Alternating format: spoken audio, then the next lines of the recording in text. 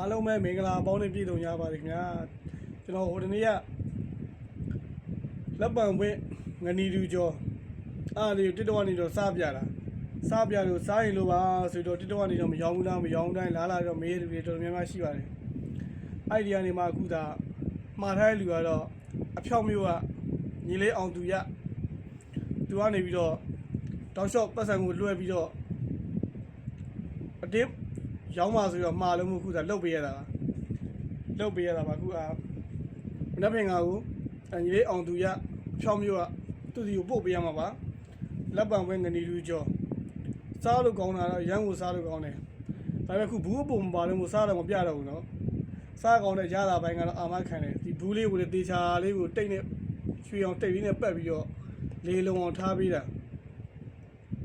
ရိုက်ရှိရှိလေးထားခံပါတယ်ရတာပိုင်းကတော့ share ပါပဲကျွန်တော်ဆိုလို့ရှိရင်တစ်ခါစားပြီးလို့ရှိရင်တပူးအကုန်အောင်စားပြတာငရုတ်သီးလေးနဲ့ဆက်ဆက်လေးကြော်ပေးထားတာရမ်းကိုကောင်းပါတယ်ဒါအေဂျင့်ဆိုတဲ့စိတ်လေးပြင်မျိုးအောင်နေထုတ်လို့တာဖြစ်ပါတယ်လို့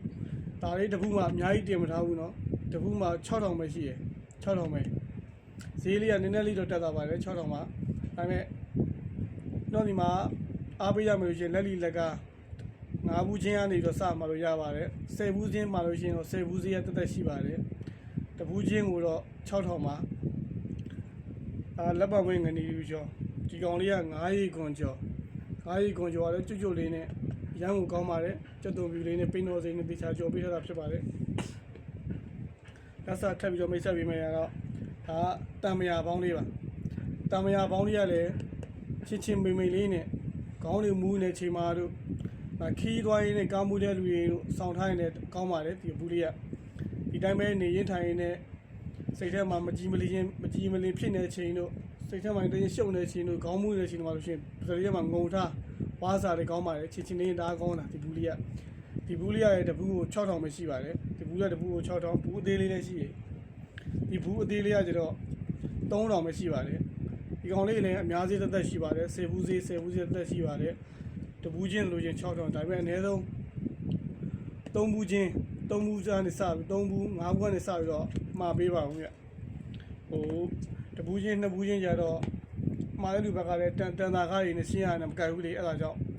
3ဘူးဈေး5ဘူးဈေးနဲ့စပြီးတော့မှာလို့ရပါတယ်ဗျ10ဘူးဈေးကတော့တက်ဈေးရှိပါတယ်လျှော့ပေးပါတယ်ဗျမှာယူအားပေးမယ်လို့ရှိရင်တော့ပြင်မြို့903ည9893အဲ့ဖုန်းနံပါတ်လေးကို Viber နဲ့ဆက်သွယ်လို့ရပါတယ်ဖုန်းဆက်လို့ရပါတယ်